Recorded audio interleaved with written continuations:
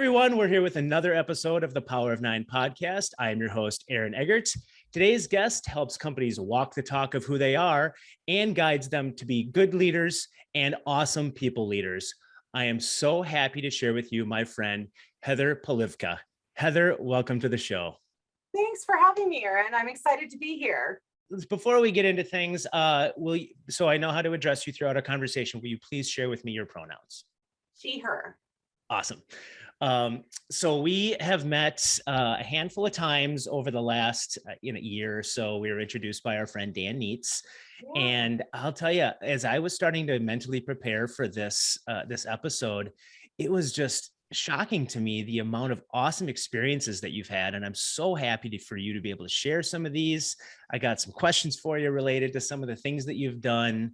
I always like to touch on a couple of things, nature versus nurture, that, I think you've picked that up in the previous podcast that you've listened to. And then this paradigm shift thought process of like, there's always something that happens in someone when they want to be a better leader or be a leader or go on to be an entrepreneur like yourself, especially with such a storied career in corporate. So I want to start with your childhood. So where were you born and raised?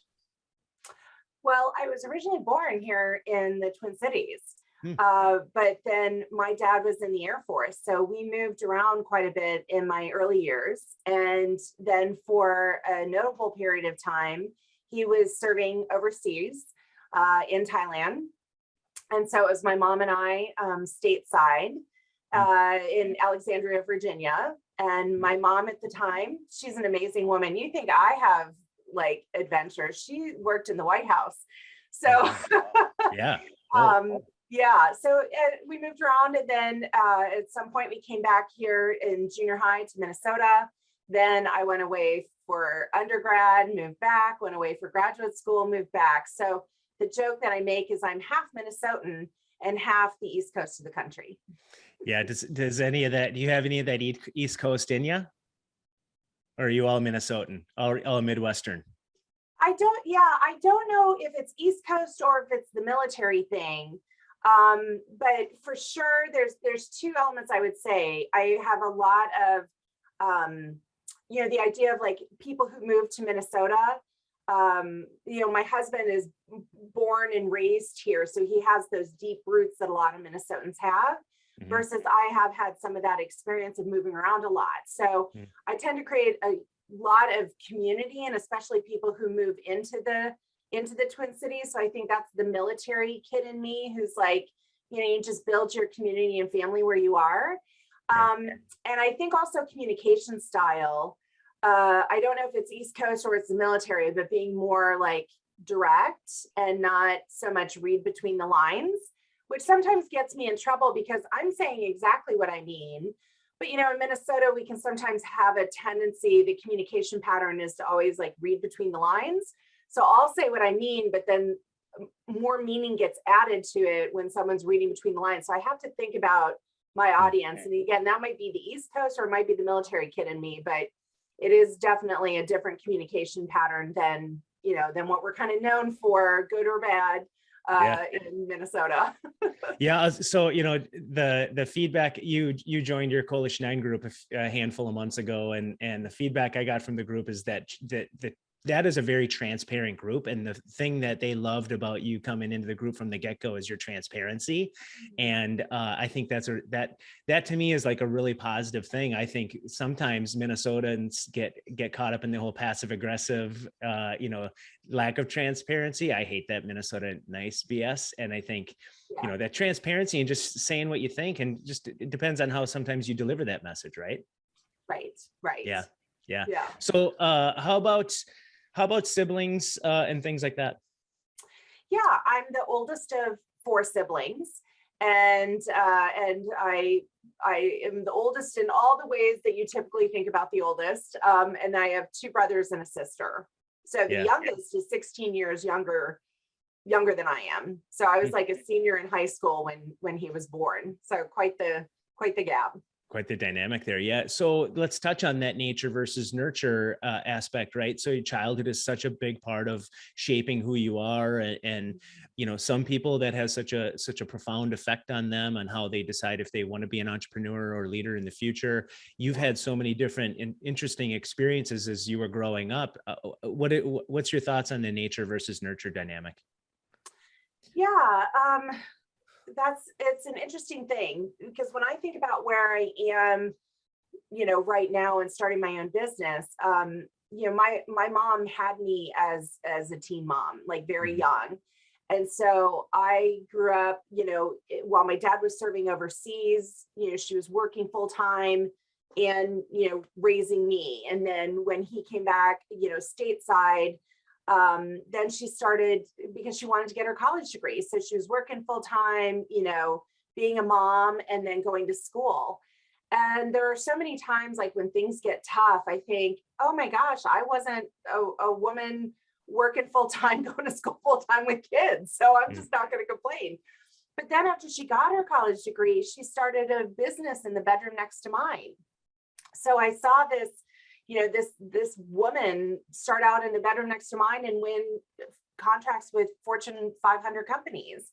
Wow. So I think I always thought, you can probably hear, like I look up to my mom a lot, and I will consider life a success if I'm half the person that she is. And I definitely think I was always going to follow in her footsteps. For a long time, I didn't know what my business would be. I just thought at some point, I would run a business, very much because of her. Yeah, that's so great, right? What a great story. I think we could probably spend a whole hour just talking about the relationship between you and your mom. Yeah.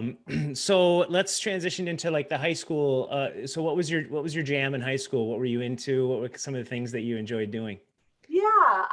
So for the people who meet me, they will not be surprised to learn I was captain the cheerleading squad. Um, just my enthusiasm and all of that. And before you ask, I was also social chair of my sorority in college. So There there's we go. a Yeah. there's a theme there. But at the same time, so as captain of the cheerleading squad, you're hanging out with, everyone who's doing sports, et cetera. And I loved that. But I also was in choir and French club. So that's the arts and the cerebral aspect of it. And then I was also working a waitressing job to Yeah. earn money. So that was really my jam. And then trying to, get a car to drive around once in a while, which is not easy, when you've got three younger siblings who need to be taken everywhere. Yeah. So it was like a weekly negotiation to try to get a car. Yeah. So when you were in high school, was it just predetermined in your brain that you were going to go to college, and it was you had a plan, a kind of set place? I have a feeling, as being the oldest, and the influence that your mom had on you, and the things that you wanted to accomplish, was it just already part of your DNA that you were going to school? It was part of my DNA. And the one thing that makes that surprising is, my dad did not come from, strong. I mean, he was the first person who went to college in his entire family. And it was because of the GI Bill. Hmm. So in his family, it wasn't a given. So the fact that it was such a given from my parents, that all of us would go to college, and not just college, but three of the four of us have advanced degrees. Yeah. So it was like, this is the path. And I'll never forget, the start of my junior year. And now I'm going to date myself, Aaron, because this was pre-internet, when they used to have those really, really thick college books, that were like 4 inches thick.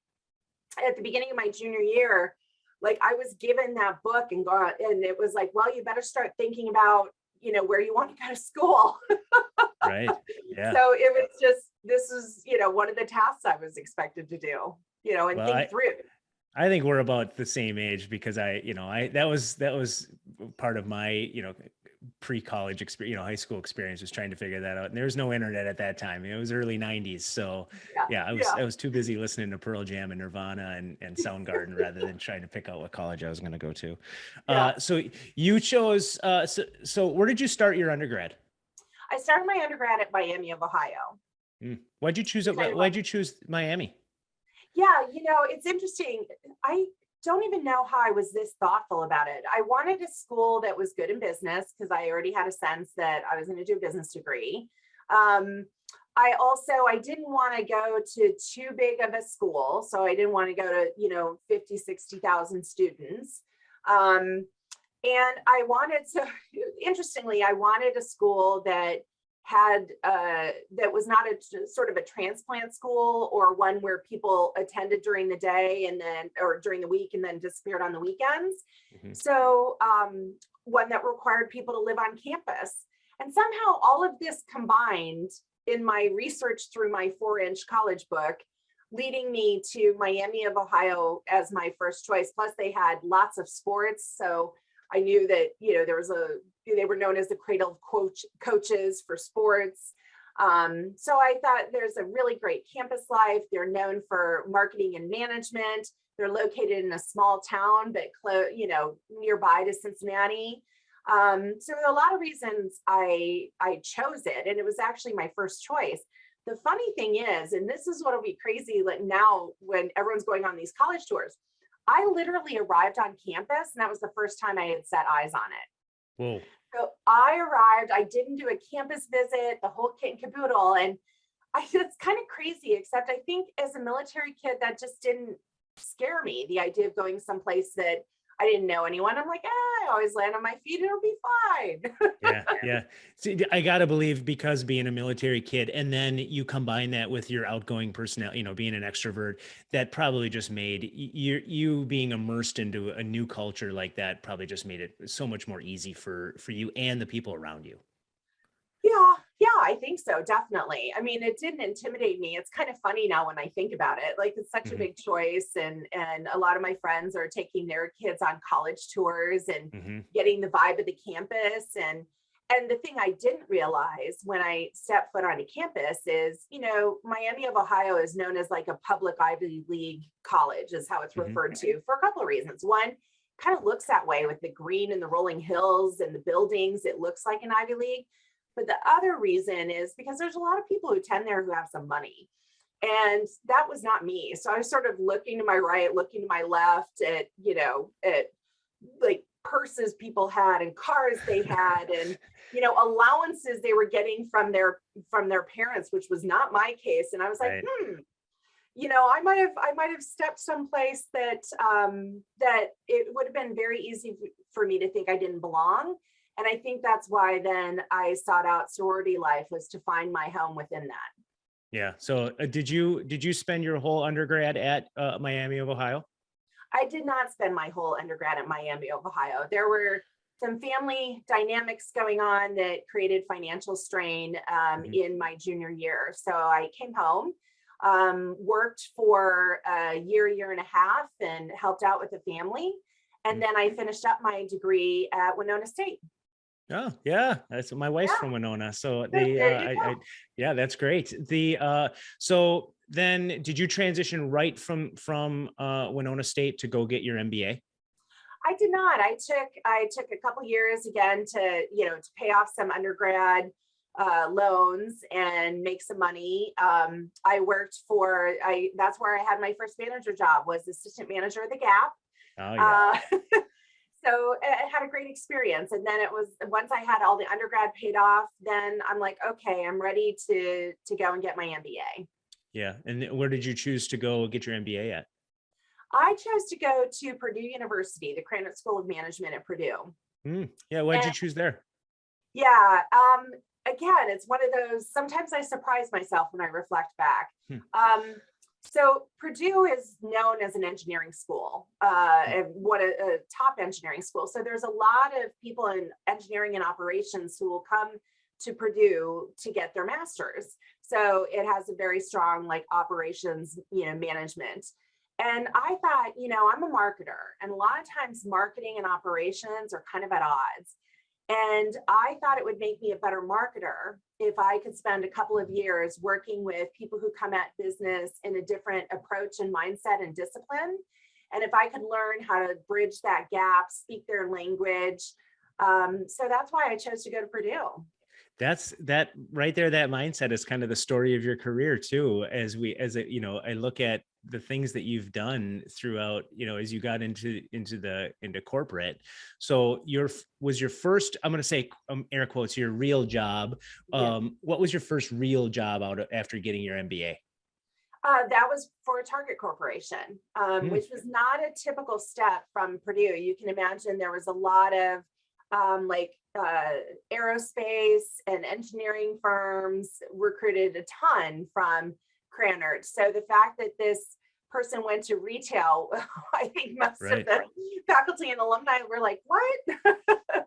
Did you um, were you being recruited by other organizations that were more engineering based as well?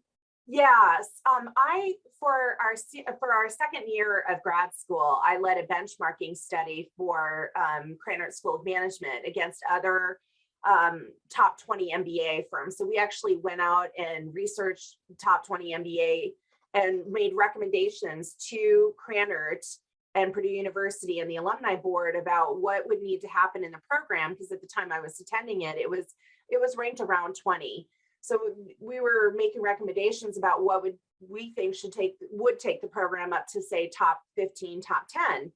And in doing that, I got a lot of exposure to alumni and to leaders at Purdue. And so I was really, lucky. I was Yeah. being heavily recruited by a lot of engineering firms, and I, that was awesome. But something had me when I visited Minnesota and I went to Target headquarters. People would ask me what I was looking for. I'm like, I'm not like, oh, I'm going to do this job in this kind of company in this role. It's like I wanted an opportunity to be empowered and to grow and know that there was going to be a ton of support in that. I knew I wanted runway, but Hmm. with a lot of support. And boy, I'll tell you, I started interviewing with Target. By the end of the day, I really just wanted them to make me an offer, Yeah. and they did. Yeah. So you spent a good amount of time at Target. So I think you spent just under 10 years, 9 years or something like that. And so, but instead of going through the one thing I know about companies like Target is that you're going to do a lot of different things if you're going to be there for 9 years, right? You don't just sit in the same position. That's just not the way it works. Right. So if you are at Target for that long, what was the one role that you had that you just, even it doesn't have to be the most, the most highly compensated or anything like that. What was the role that you had there that you loved the most and why? Yeah, it would be my last role that I had there. So I was running sleepwear and legwear, but I was running the own brand for that and coordinating the own brand production across all three divisions at that time: Mervyn's, Marshall Fields, and Target. Hmm. And I just love that there's a sense of design and brand identity, but then figuring out how we would literally coordinate so that we could buy out a factory's entire production, but to make different products and different scale and quality for all three divisions. So Well, you can hear how that operations mm, uh, right. experience at Purdue served me really, really well to marry with brand and design. So that's why I loved it. I felt like that really used a lot of the different skills and knowledge that I had acquired. Yeah. So you spent that much time there. What made you decide that you wanted to transition away from an I think you really enjoyed your time, start to finish at Target, but eventually there came an end to that. Why did you choose to leave? Yeah, well, a former boss of mine from Target had gone to a mid-sized company that was in turnaround, and they wanted to set up a whole product marketing function because it didn't exist. Hmm. And they also wanted to open up online as a distribution channel. And I was interested in moving, even more so into product marketing and brand and online. So the Hmm. work seemed super interesting. I knew I'd love my boss because I'd already worked for them. So that was enough to draw me away and have me go and take that on. Yeah, I love it. So what was the name of that organization? I'm not going to say, and here's All right. why. All right. Good. I love it. Tell me. Juicy, Yeah. Well, because here's what I failed to do. Like, I knew I'd like the work, I knew I'd like my boss, but I didn't do the research on the organization. Oh, And had I done that, I would have realized that there's a lot of toxic nature to the work environment. I mean, things like, if I told you, they would make your listeners blush and they'd be appalled. Like, it was, but I'm glad I had that experience right. because it taught me how workplace culture impacts us. I would go to work in the morning and I'd come home at night and I would just, everything would be drained from me. And in fact, at that point, I was newly married. And my husband said to me, would you please think about finding another job? Because the person who comes home at night is not the same person who leaves in the morning. Wow. And it's not so fun. Yeah. And Yeah. so had I not had that experience, which led to that conversation with my husband, which will forever be burned into my memory, I wouldn't have been open when someone came to me and said, hey, we're at United Health Group, we're setting up this function and we really want to bring marketing expertise, a consumer-centric mindset into the talent space. And we need a savvy marketer to do that. And had I not had the experience I had just had, I wouldn't have been open to saying yes to that. So it ended up being the best awful detour ever. Hey, let's take a quick break and hear about a few of our supporters. Regardless if you're a startup just figuring things out or a medium-sized organization with a full team, having a legal partner by your side is crucial. Seiler Law is fiercely loyal to their clients and are passionate about removing headaches and roadblocks that can pop up during the growth of your business. Whether you need general outside counsel, are planning a business transaction, or even need someone to help guide you through the estate planning process, the team at Seiler Law are the advocates for you. Visit seilerlaw.com to learn more. Seiler Law, where experience meets pragmatism. If you're anything like me, you know enough to be dangerous when it comes to finance, yet need some help when things are complicated. All-in-One Accounting provides the right financial expertise and leadership to align with your stage of growth. From outsourced accounting and bookkeeping to strategic financial planning, the team of accounting rockstars at All-in-One Accounting are passionate about positively impacting the lives of their clients. Check them out at allinoneaccounting.com. All-in-One Accounting, taking our clients from financial chaos to business clarity and beyond. United Healthcare believes there's no limit to what care can do. UHC is continually focused on building a modern, high-performing health system via improved access, affordability, outcomes, and experiences. With a network of over 1.3 million care professionals and 6,500 hospitals and care facilities, United Healthcare is dedicated to connecting you to better health by offering quality benefits designed for affordability. Go to uhc.com for healthcare plans, resources, and more information. United Healthcare, helping people live healthier lives. And back to the show. So going back to United, Yes. United Health Group. So did you work cross-functionally between, they have a lot of different companies or a lot of different subsidiaries that are under that United Health Group umbrella. So did you work with a lot of different ones, or did you just work at in just like more like overall fashion? Like, did you dive in? Both. So Okay, when great. I went to United Health Group, there actually wasn't a corporate marketing function at that time, which is pretty crazy because they were Fortune 50. At that time, it was, because think about it, that was healthcare reform. So health insurance was solely a B2B business. So marketing sat solely within the business units of United Healthcare, and it wasn't even Optum at that time. It was a whole slew of brands. Mm-hmm. So I went to corporate and actually set up the corporate marketing function.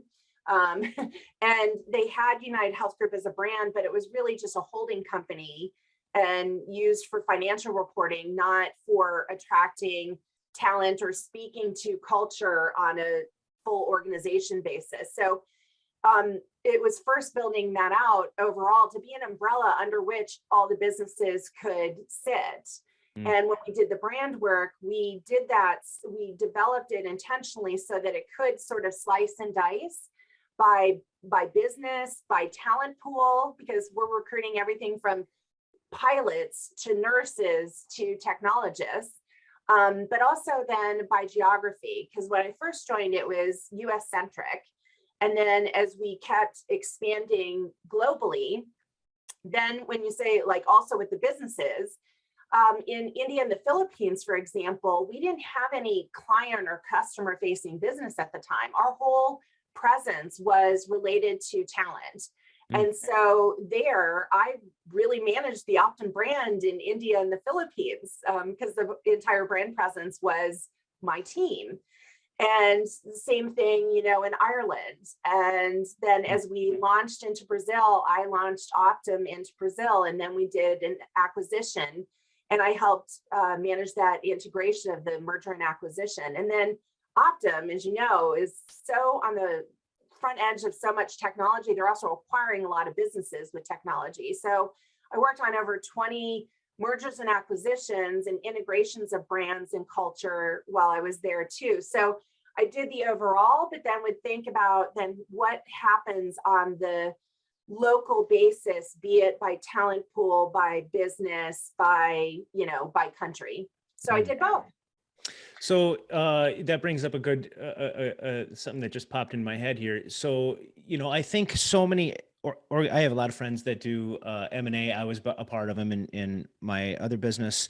And I think that the one thing is the financial side, right, of buying a company and looking at things from that purely profit/financial side. But then there's the culture side. And, you know, I hear 20 different culture mergers, right? That is a huge thing. Is there something that I want to ask a two-part question. One is there something that you saw was a recurring staple of what you did over and over and over that needed to happen in every single one of these to make it a success?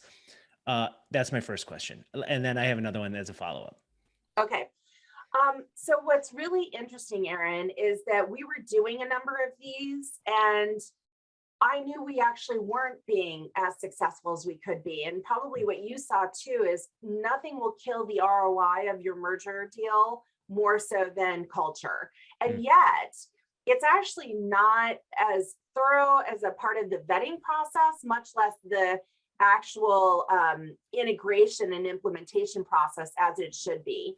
And after about 10 of these that I had participated on, I led a research study with acquired entities and employees in acquired entities, and basically learned that what we were doing as a company, we were not allowing long enough, deep enough, or broad enough support when it came to culture integration. And that was important because it was in a sense learning everything we were doing wrong, so we could start thinking about what we would do differently and to really maintain that intellectual capital. Because a lot of times, yeah, you might be acquiring a technology, but a lot of times you're acquiring the intellectual capital and knowledge that created that technology, that creates those futures. So if you don't do a good job of the culture integration, you can be out of there.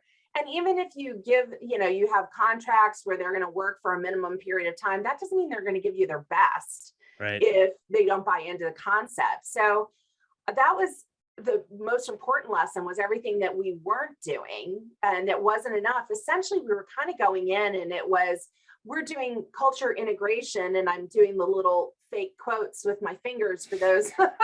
Yeah, finger quotes. But really what it was is it's now our way. So get on the bus and let's get going.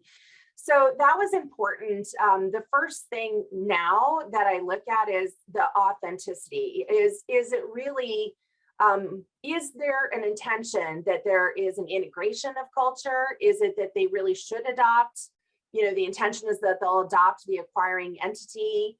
So the first thing is, can we be transparent and authentic about what's really going to happen so that people can make informed choices?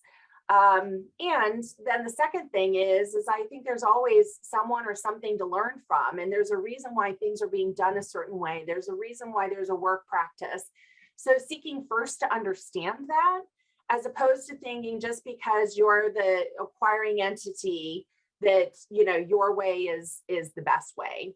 So that's probably one of the most critical things, because let's not go in and pretend that we're going to combine our cultures if the reality is it's really, going to be the acquiring entity, and being transparent and authentic about that actually makes the road a lot smoother for everybody involved.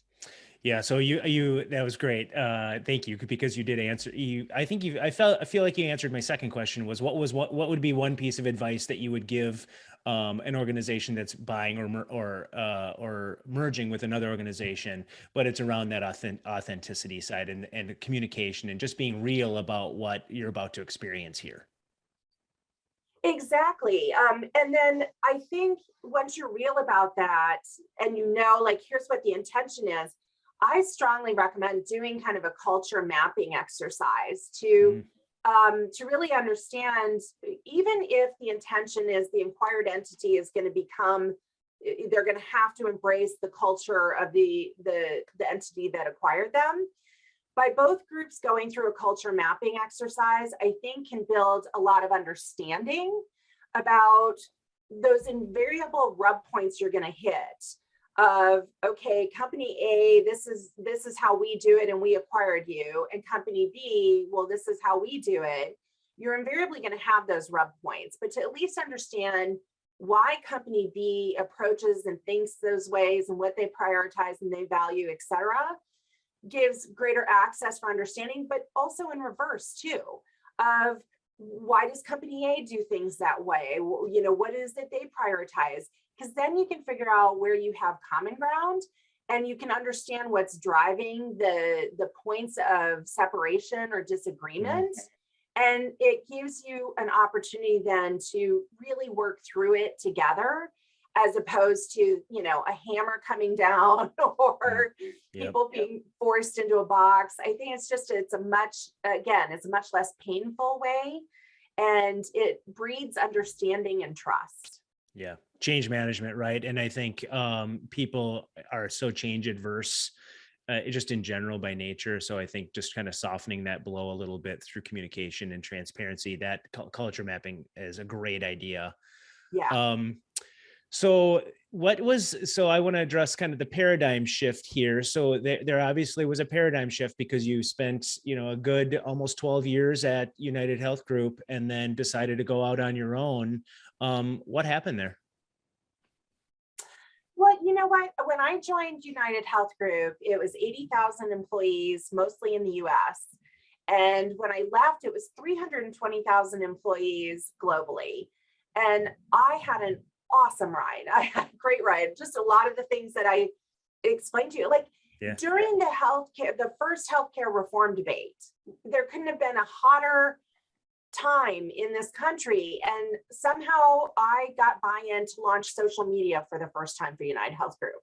Wow. I mean, that was crazy. Like, even to this day, I go, I can't believe they trusted me to open up their first social media channels and be part of the conversation. So I had a great ride, and I got a lot of opportunities where I was sort of pushed into the deep end of the pool and figured out how to swim. I had never opened up another country. I had never picked site locations.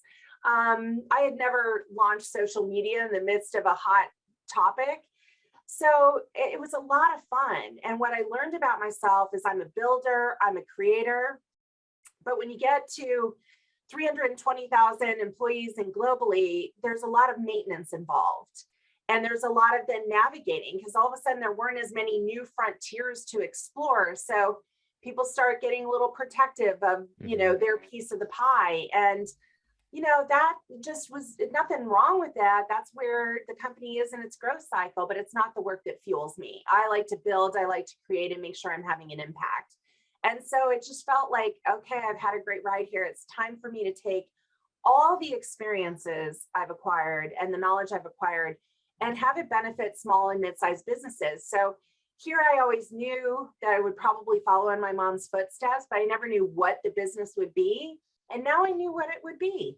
Oh, I love it. So what's one lesson you learned, whether it be positive or like something that was maybe even negative, right? So what was one lesson you learned from going from spending so much time in corporate to then going out on your own, which is, we talk about this all the time, and Coalition 9 is very lonely, right? And you had your husband by your side, and you had a really great community and support system when you decided to make this decision, but yet it still is a huge decision. What's one thing that you learned as you went into that journey? Oh, I'm going to share two. Good. Can I share two? Yeah, hell yeah. Yeah. Fire away. So the first thing, this is the thing I now pay this advice forward. I was talking to someone who's got a corporate job and they've got a side gig and they're thinking of leaving. I said, listen, here's the mistake I made. Working at Target and working at United Health Group, awesome experiences. But guess what? My network was mostly people who worked in Fortune 500 companies and vendors who worked in Fortune 500 companies. So to go from that, all of a sudden I'm going to work with small and mid-sized businesses. I actually didn't have my professional network set up to really support me in who I wanted to work with and who I wanted to serve. And so, because when you're in a large organization, it's all you can do to network and connect and understand the network inside of the company. And I think wanting to work hard and perform well and connect with people inside the company, I didn't put that energy to build my network outside of the company. So I was a bit unprepared in that way. Yeah. So I tell people, no matter, how great the job is and how great the company is, to build your network outside of what your role in your company is. So that was the first lesson. Yeah, love that. The second one was advice that was given to me that I got at the time. They said, wow, I've never had to deal with myself more than when I went out on my own. And I thought, ooh, that's super deep. I even remember writing it down in a notebook, but I had no idea of what they meant. And when you're starting your own business, the mindset is so critical to maintain, because it's the thing that can get in the way. And I don't know why it wasn't as much of a hurdle for me in corporate, but like, you don't get that deal. Someone says they don't want to work with you, and you live or flop based upon your own efforts, etc. And so it can start to play with your mind. And I really had to put in place a mindset practice so that I could show up every day and be committed to what I'm committed to, but not attached to it, and not add that meaning and not make it mean something about me. And really, at the end of the day, the only person who could give me the gift of believing in myself, no matter what happened, was me. And so that's the second thing that when people are thinking about going out on their own, I would say, the mindset is your biggest hurdle as an entrepreneur, not everything else that people think about, like, how do I get a website? How do I get a logo? Like that stuff's easy. Managing yourself and maintaining a positive, constructive mindset is so critical as a business leader. Heather, that's such good advice. I love it. Both of those, I subscribe to both of those wholeheartedly, and they're a huge reason why I created Coalition 9, because you need to have your tribe, right? And I think that is such good advice. And there's so many people that are out there, and especially now with what's happening now with the gig economy, and people just coming out of COVID. I hate saying that word even, but coming out of COVID and just what do they want to do with the rest of their lives? There's just been so much reflection. Those are two very good pieces of advice. I absolutely love them. I want to now, we've talked so much about your journey. Let's fast forward to where we are now. And so you have a couple of different offerings, both HeatherP Solutions and Awesome People Leaders. So talk about what you do and how you help clients. Yeah, well, the HeatherP Solutions is really the consulting and advisor side of my business. So we do culture mapping. We use the fearless culture design. So it's a human-centered design approach to map culture, to identify, what we want to hold on to, what we want to evolve. Also, there's a great exercise called the stinky fish. What are the things that we're not surfacing and talking about? So I love that aspect of the business, because it's about how we work and how we get things done. And even companies that had great cultures going through this hybrid and remote work and the future of work, we need to revisit those things, because how we made decisions, how we communicated, how we provided feedback and recognition, the rituals that we have within our businesses, all of those need to evolve to work in a hybrid and remote world. So almost every company, if they haven't done a culture mapping exercise, they're ripe for one right now to make sure they evolve those things so that we don't lose those rituals. We don't lose how we communicate, but we do need to evolve it. So that's one aspect of the business. And then the second area I consult in is employee experience and employer branding. Like, what is the lived experience of your employees inside of that culture? Are you as a company walking your talk? And if not, what do we need to do to design the employee experience so you are? And then get credit for that in terms of your messaging, both internally and externally with your people.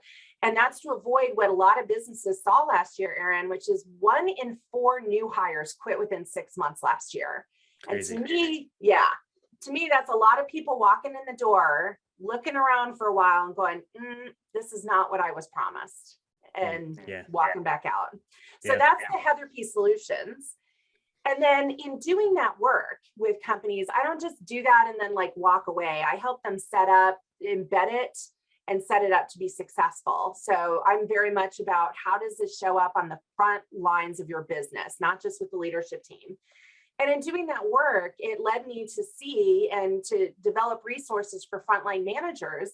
And I found that they were hungry for it because people had said, lead with our values, but no one showed them how to do that and what that looks like. So I kept doing that, and clients kept asking over and over again for me to develop manager development programs, because the marriage of HR best practices with the marketing sensibility of make it understandable and make it actionable, make it easy, resonated. And that led me to develop the awesome People Leader Manager Development Program, which is all micro lessons, which uses neuroscience. Our brains can't process more than 20 minutes of information. So it's all micro lessons of 10 minutes or less, cover 50 different topics. It's mobile enabled because that fits how we work today. And it's the combination of HR best practices, but with really practical functional leadership application. So it's work I'm really proud of. Yeah. And so this is more like workshop type of, those small chunks to where it's able to, I'll just flat out say it, like, this is a part of your business that you're able to take, nationally, and you're able to help organizations because they can be a part of this. They can use this both mobile and probably web application to be able to immerse themselves into this program. I think that's fantastic. Thank you. Yes. And we're able to do exactly that. And what's lovely about it, especially when we think about hybrid and remote work, is it's the scale of online learning, but we also provide the care and sort of the cohort community that especially new managers need. They want a place that they can ask questions and not feel stupid. They want someone to guide them. Sometimes they don't even know what their question is. They just know, I'm dealing with this thing. So we also have a private online community. We do monthly community calls. So there's that level of support. And what I'm finding is with our clients, with so much turnover happening, that means there's also a lot of new managers. And a lot of businesses, especially small and mid-sized businesses, they're not set up to be able to support those new managers to be successful. And that's where we come in. And it's really a turnkey solution, but it works for hybrid and remote work.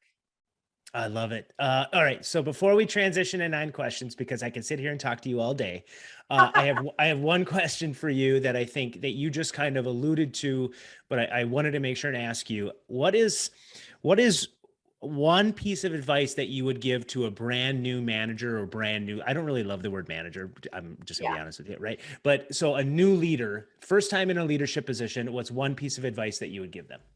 Yeah. Well, first of all, Erin, I want to agree with you. I don't like the term manager either. And that's why we call it the awesome People Leader Program, because it's about leading people. It's going to be less advice, but it is what we start off the program with, which is unusual. We start off with brain science because we're leading human beings, and how our brains function impacts how we experience the world. And so it's easy to talk about recognition and positive reinforcing feedback. And those are 2 of the most important tools any people leader has in their toolkit. But a lot of times, like, I had a chief technology officer who's like, I didn't understand why everyone was telling me for decades, really, why I should thank someone for doing their job. Like, aren't they getting a paycheck kind of thing?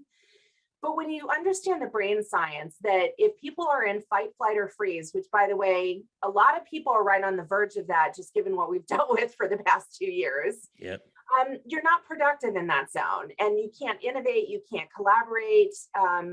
That's just, it's not healthy for the individual, but it's not healthy for the team, the company, anyone.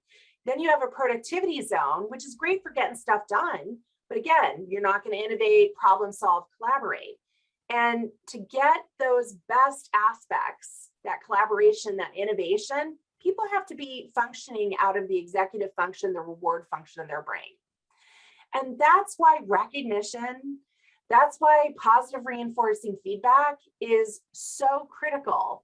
Because as a manager, no, you don't need to thank someone for doing their job. But if you want them to do their job well, you need to see them, you need to recognize what they're bringing to the table, you need to value their contribution, and you need to make sure they know that. Yeah. That's just science. I love it. So after 9 questions, I want to make sure that you can share how people can get a hold of you. I think you're going to have we could probably spend another, half hour talking about success stories, because I know you've got them, but the work that you're doing is so fantastic and people need it. And I love that you're doing this work and you're taking all this experience and moving it forward. Okay, here's a few more of our supporters. If you're an entrepreneur or married to one, you likely have a shared vision on your future, but there's uncertainty on how to get there. That's where the team at eWealth Partners comes in. They see you as a dynamic duo, and as fiduciaries, they're committed to helping dynamic duos like you design a financial plan that aligns and empowers you. Navigating the entrepreneurial journey shouldn't add stress to your relationship. It should be fun and exciting. Visit ewealthpartners.com to learn how they help couples like you plan for their financial future today. eWealth Partners. Holistic financial planning for entrepreneurial couples. Investment advisor services offered through AdvisorNet Wealth Management. eWealth Partners and AdvisorNet Wealth Management are not affiliated. Listen, people, everyone needs a bank. Not just any bank, a good community bank. From personal needs like checking and savings accounts to business services like financing and M&A support, the team at Flagship Bank is there to provide you with the assistance you need so you can spend less time thinking about your finances and more time enjoying what your money can do for you. To learn more, head over to flagshipbanks.com. That's flagshipbanks with an S.com. Member FDIC, equal housing lender. Flagship Bank, investing in you. When you think of a typical CPA firm, you probably think of tax planning. Well, that just scratches the surface of what Boulay offers their clients. By providing smart, in-depth thinking from experts in accounting, audit, tax, and business consulting, they know what it takes to achieve financial success. Whether it's protecting your business, building your wealth, or securing your future, you can count on Boulay to go beyond addressing just financial matters and providing you with tailor-made, workable solutions. Learn about all they have to offer at BoulayGroup.com. Boulay, helping you get there. The topic of talent is hot in organizations of any size, and I would argue none more than small to mid-sized businesses. That's why it's crucial to have a partner to help you navigate all the HR idiosyncrasies so you can focus on working on your business and not in it. Insperity is a full-service HR partner with a high-touch, high-tech platform helping owners work through challenges like employee retention, company culture, and benefits, just to name a few. Do yourself a favor and explore all they have to offer at insperity.com. Insperity, HR that makes a difference. Okay, back to the show. All right. Going to 9 questions. Let's do this thing. Okay. Can you confirm to me that you have no idea what I'm about to ask you? I can confirm I have no idea what you're about to ask me. All right, good. Are you nervous? I'm nervous and a little excited. All right, good. I kind of would figure that from you. All right, I love it. What is the strangest thing that you've ever eaten? Ants. What? Why? Sorry. I was traveling in Asia, and it was in a market, and it was, dried ants. Wow. All right. So do you know what kind of ant? I don't. All right. Crunchy ones, because they were All right. dried. Was it good? Was it okay? It was fine. Definitely the mindset thing. I was like, I can't believe I'm about to eat ants. Yeah. But and admittedly, I made someone else go first. But then I had it, and I'm like, okay, check the box. I don't need to have it again. Right. Yeah. Yeah. Well, good. You immersed yourself into a new culture. I love it. What was your favorite cartoon as a kid? Ooh, Garfield. Oh, interesting. I love it. I know. And now I'm trying to think why. Because, Garfield kind of had an attitude and loved lasagna, but I'm not really sure what drew it. But I remember having like a Garfield, like I had all kinds of Garfield cartoon stuff. And so I must have liked it. Do you Garfield. remember? Do you remember the name of the dog on Garfield? I don't. Was it Odie? I think it was Odie. Yes. Right. That's. I like Garfield too, but I only liked it because Odie was such a goofball. Yeah. Yeah. All right. What is one thing on your bucket list? One thing on my bucket list is I want to go to Antarctica. Oh, interesting. That's cool. Any particular reason? It just seems super fascinating. Plus, then I'll have to go all along the coast of South America to get there, which I have a lot of interest in.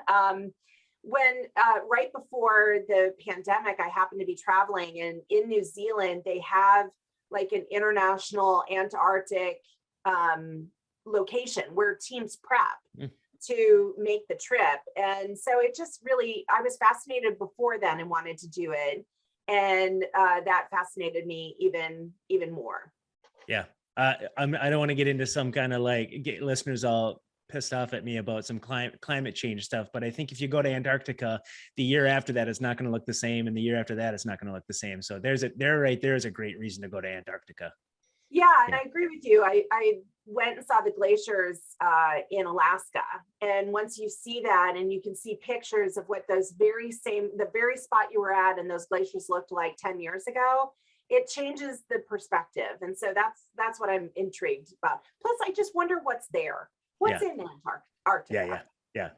I love it. That's a great answer. What is your favorite song? Oh boy, that's tough, because this is how I am with songs and movies, is it matches my mood, like it depends on what my mood is. Oh boy, favorite song.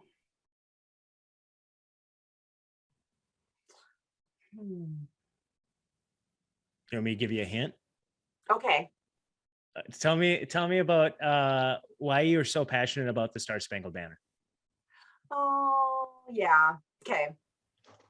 So I, even to this day, like I went to the Twins opener and I always tear up at the Star Spangled Banner. And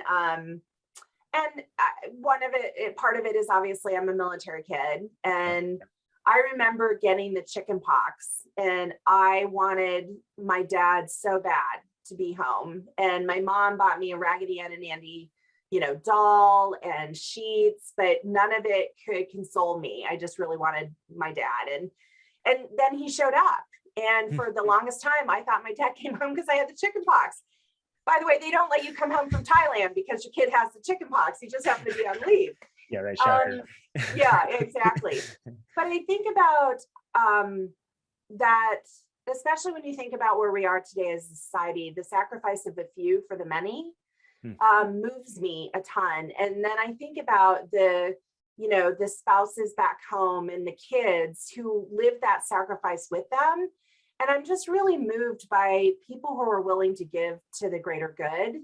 And I benefit from that greater good every single day. So, sorry, I was trying to think of like pop songs in that, but it is, my husband learned that about me because, there's a lot of people who be like, you're direct, you're strong. He's like, I think they'd be surprised to know that you cheer up every single time the Star Spangled Banner plays.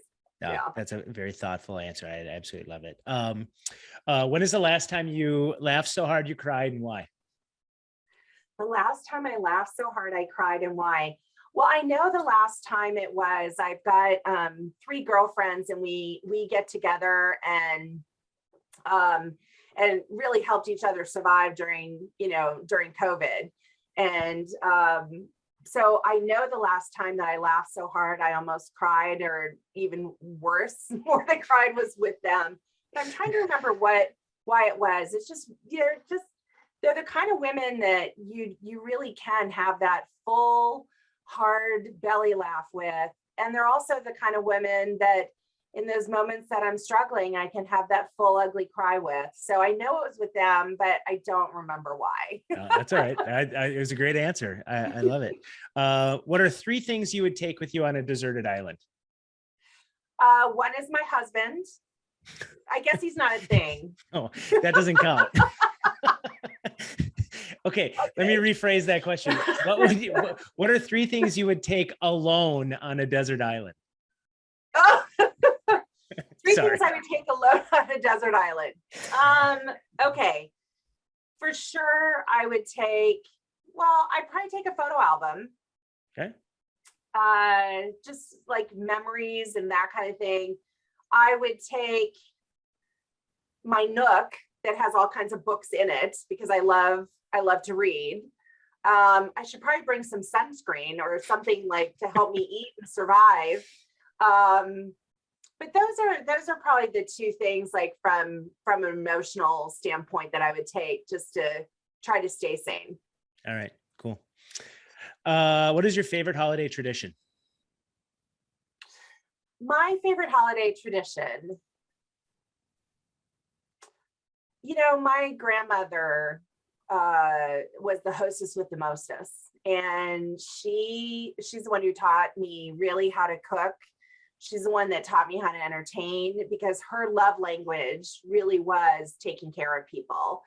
And so Christmas had a lot of traditions in there that we did time and time again. My favorite though was in our stockings, we get socks or stockings in our stockings. Mm-hmm. And the reason for that was that her grandfather, went off to fight in World War I. And before he left, he arranged for silk stockings to be delivered from the department store on Christmas Eve for his wife and his daughter. And then he unfortunately died in the war. And that following Christmas, the stockings still showed up.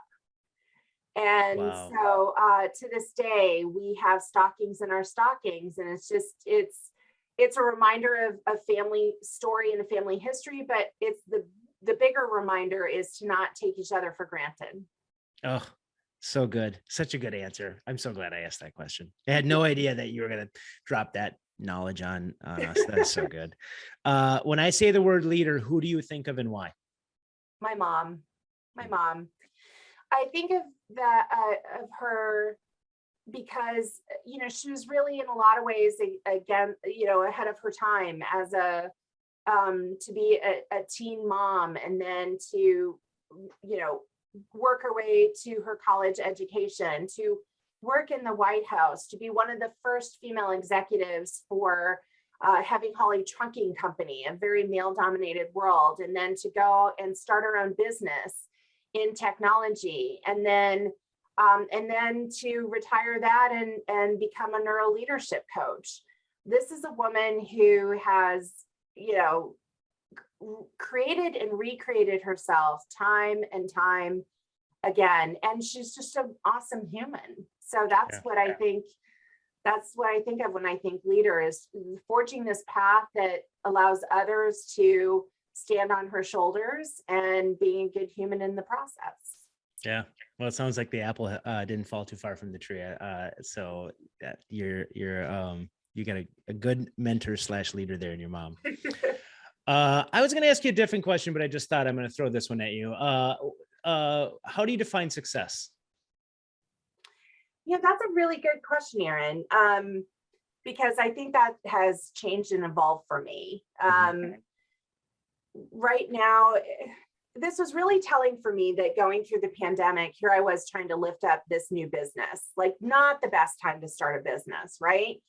But there was never one moment, even on the worst days, that I was like, this was a mistake. I should not have done this. This is not the path. Because the thing I said to my husband is, this phase of my life is I want to create a life I don't need to take a vacation from. So that day in and day out, it fuels me. It It is the life I want to lead with a connection with people that I love and care for, and that I'm contributing and making a difference. That's really what my life is right now. And so while I'm sure that I know I'd always love more revenue and the business to scale and all of that, I feel like I've hit this definition of success right now, which is having a life day in and day out that you don't need to escape from, because it's just that good. I love it. Such good. So that was my 9th question. You hammered through those and you did such a good job. Heather, how can people find you? They can find me on LinkedIn, Heather Polivka. They can also find me at awesomepeopleleaders.com and HeatherPsolutions.com. And there's a place on both of them that they can set up time with me. They can connect with me, and I'd love for them to do that. Oh, you were so great. And I'm so happy that our paths crossed earlier on. And I'm so honored to have you as a member of our community. Today, this was such a good conversation. This is going to push an hour, and I could have talked to you for another half hour, 45 minutes to an hour. Just, you have such a fascinating story and you're doing so much good. So thank you so much for being on this show and sharing some of these. And then the wisdom bombs that you dropped today were just fantastic. I can't wait to re-listen to this. It's so good. Oh, thanks for having me, Aaron. I really appreciate it. And I am loving being part of Coalition 9. It's just so much value and good humans. And I think everyone I've met is living this definition of success. Yeah, you're great. Well, on behalf of Heather, this has been the Power of 9 podcast. I'm your host, Aaron Eggert, and I want to thank you for the privilege of your time. Cheers.